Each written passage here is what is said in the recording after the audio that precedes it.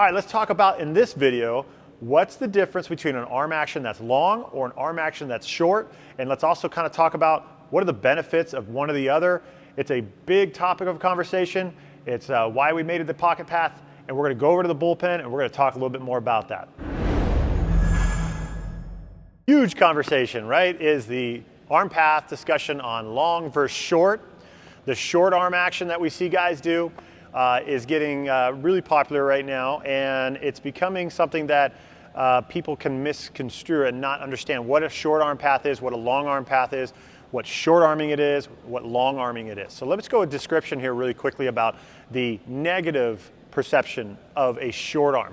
The short arm conversation is a person who's throwing the ball in shortening in the front of their body. So they're after release coming in, and maybe they're protecting for an injury, maybe they just haven't been taught right, they have a bad habit, so they're shortening here, and that's a short arm action that you don't want.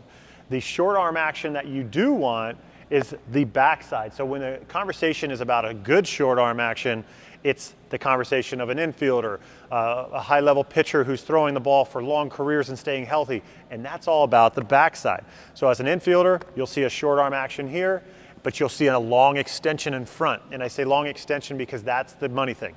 When I talk about this with other players, I can use this analogy really easily to get this concept done, is take a 4-foot rope in your mind and imagine if you took that 4-foot rope and you had 3 feet over here and only 1 foot here. So you're a guy who gets long back here, and then because you're so long, you don't have much rope left, so you have to get rid of it and shorten that arm action, and now you're in a big messy problem there, and that's when you hear coaches say, hey, you can't short arm the ball. So understanding that is very important, because that is a confusion statement that gets everybody that hasn't understood it very well all mixed up. Now, long arm action, okay, which we call ball dominant arm action, is a problem as well, just on the other side of the body. We talked about that 4-foot rope, using too much rope on this side. While the body's going forward, if I'm going long, I'm separating myself from that. So what we end up having to do is to overcorrect and come back in, and usually they wrap into the ear, or if they did everything right, normal, but because it took so long to get there, their body starts to go forward. So we'll see guys when they transfer from a long delivery to a shorter delivery actually improve their whole body and actually use their legs better, because now they're more on time. So this is, again, why it's really important to find that sweet spot. We say shorter a lot and not just short in arm action conversations with me, meaning if I'm longer, I want to be shorter. There is a too short position as well for me. If that ball is getting here too early and I'm getting short and I look like I'm tense here and I'm not going through the right sequence, and that's what the Pocket Path does, guys, is it puts you in the right sequence, not allowing you to just pull the ball into the ear too soon. It's taking you through a pattern where the elbow takes the ball, the hips to catch it, and then the arm goes through. That's really important for you guys, because now I can stay in a shorter arm action, but be well timed with my hips to have my arm almost become a catapult, and that's what we want. We want to become a catapult with that ball. So where's the issues? If I'm an infielder and I'm short arming it, then I'm probably the ball's gonna die and not get that good flow to that good lift. If I'm getting too long as an infielder here, then I'm probably gonna get that ball that runs up the sidelines. So we want to find that in-between spot, that sweet spot that you see those high-level shortstops that are really good at accurate throws, really good at having powerful throws, and they can do all those things in a short space. Backhand, bam, throw a dart across the diamond. Pitchers now, they have a lot bigger problems. So if I'm having issues being long on the mound, I'm going to be even longer on the mound, because as I get to the stride, I'm trying to throw the ball as hard as I can every single pitch now.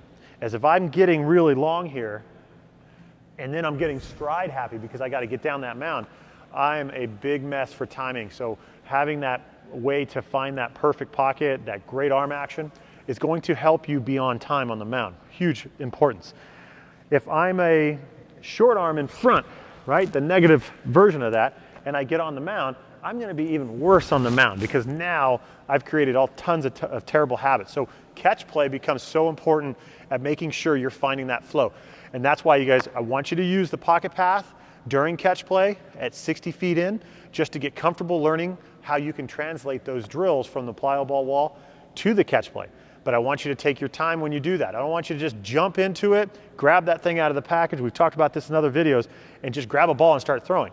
I want you to learn how to progress to that. You do your dry work, you do your plyo ball work, then I'm almost imagining that the pocket is on me right now, but now what I'm doing is starting to step and throw. As I do that correctly, I can see that I'm just starting to kind of find that sweet spot. So progress when you're talking about the long arm action, changing a long arm action to a shorter arm action, or if you're a short, not sequenced arm action, how you can use the pocket path to get that sequence back. And it's going to make a world of difference because it's going to help your timing with everything that you do throwing. Whether you're an outfielder, whether you're a pitcher, a shortstop, or a catcher, every position on the field can get better to finding that nice sweet spot for that pocket. Give that a try and let me know how it works.